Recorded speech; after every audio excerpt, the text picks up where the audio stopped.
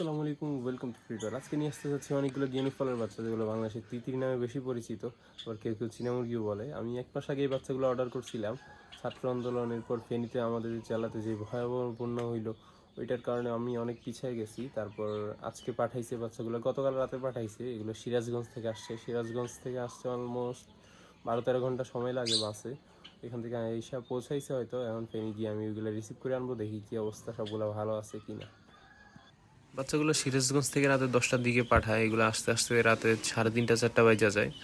একজন দোকানদার এগুলো রিসিভ করে রাখে। আমি সকাল 8:30-9টার দিকে এগুলো হাতে পাই। রিসিভ করে বাচ্চাগুলো চেক করি, সবগুলো ঠিকঠাক দেখি আমি বাড়ির উদ্দেশ্যে দ্রুত রওনা করে দিই। বাচ্চাগুলো অলমোস্ট 11-12 ঘন্টার মতো খাঁচার ভিতরে আটকানো ছিল, কোনো খাবার পানি পায় নাই। এগুলো নিয়ে যাওয়ার সময় যাওয়া লাভ বার্ডের জন্য কিছু খাবার নিয়ে নিছি। রাস্তায় রাস্তায় মোটামুটি সকাল সকাল কোনো জ্যাম ছিল না, খুব দ্রুত ঘরে চলে আসতে পারছি। এইখানে ছিল 130টার মতো বাচ্চা।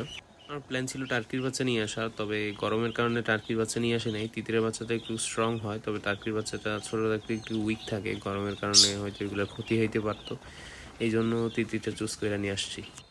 এইমাত্র বাচ্চাগুলো রিসিভ করে বাসায় নিয়ে আসছি। প্রচুর পরিমাণ গরম পড়তেছে এখন। কিছুদিন আগেও টানা বৃষ্টি হয়েছিল, ফেনীতে প্রচুর বন্যা হয়েছিল, আর এখন প্রচুর গরম পড়তেছে। বাচ্চাগুলো প্রায় 12-13 ঘন্টা জার্নি করে আসছে। এই জার্নিতে ওরা খাবার পানি কিছুই পায় নাই। যেমন তাড়াতাড়ি করে গেলে বক্সে রিলিজ করি, ব্রুডিং বক্স রেডি করা আছে, ওইটাতে রাখি। দেখেন কী অবস্থা, খুলে দেখি বাচ্চা ঠিক মতো আছে কিনা সবগুলো। বাচ্চাগুলো নিয়ে আসার পর এখন 24 ঘন্টা হয়ে গেছে। এখন পর্যন্ত আমাদের এখানে 6টা বাচ্চা মারা গেছে। 3টা তো দেখলেন ঝুড়ির ভিতরেই মরা পাইছি। এরপর গতকালকে যখন বক্সে ছাড়ছি, এরপর 3টা বাচ্চা মারা গেছে এই পর্যন্ত। 2টা এর ভিতর পাইছি, যে এখানে সবগুলো বাচ্চা আছে। এর ভিতর একটা বাচ্চা দেখছি আমি পানির পটের নিচে চাপা পড়ে মারা গেছে। সবগুলো 3টা বাচ্চাই চাপা পড়ে মারা গেছে। একটা আমি বড় ট্রে দিয়েছিলাম, ওইটার নিচে গিয়ে ঢুকে চাপা পড়ে মারা গেছে। আরেকটা বাচ্চা পাইছি আজকে সকালে, এই কর্নারে ওইটা মরা পড়ে ছিল। ওইটাও হয়তো সবগুলো একসাথে রাতে ঘুমায়, তো একটার উপরে একটা উঠেও এখানে চাপ পড়ে মারা গেছে। এখন পর্যন্ত বাচ্চা সবগুলো ঠিকঠাক মতো আছে। বক্সে প্রথমে পেপার বসাই দিয়েছিলাম, পেপারগুলো উঠে ফেলছি। এখন বস্তা আছে, চটের বস্তা, ওইটার ভিতরে সবগুলো আছে। 2-3 দিন চটের বস্তার উপর রাখবো, এরপর চটের বস্তাটা সরাই ফেলবো। নিচে তুষ আছে, তুষে থাকবে বাচ্চাগুলা। কিছুদিন আগেও ফেনীতে প্রচুর বৃষ্টি হয়েছে, প্রায় 95% এরিয়ায় ফেনী ডুবে গেছিলো। আর এখন প্রচুর গরম পড়া শুরু হয়েছে। এই বক্সের ভিতরে একটা তো হিট দেওয়া লাগে না ব্রুডিংয়ের জন্য।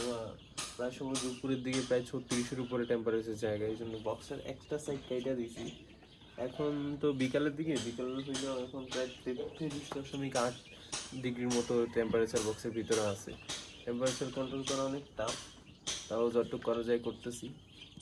সো নেক্সট ভিডিওতে আমরা এই বাচ্চাগুলোর গ্রোথ রিলেটেড একটা ভিডিও আপলোড করবো। এইখানে আমরা 130টার মতো বাচ্চা নিয়ে আসছিলাম। এগুলোর ভিতরে আমরা কত টাকা প্রফিট করতে পারছি, কয়টা বাচ্চা সার্ভাইভ করতে পারছি, ওই রিলেটেড একটা ভিডিও আপলোড করবো। সো যারা যারা ওই ভিডিওটা দেখতে চান, এই চ্যানেলটা প্লিজ সাবস্ক্রাইব করে রাখেন, আর এই ভিডিওটা ভালো লাগলে প্লিজ লাইক করে রাখেন। আল্লাহ হাফেজ।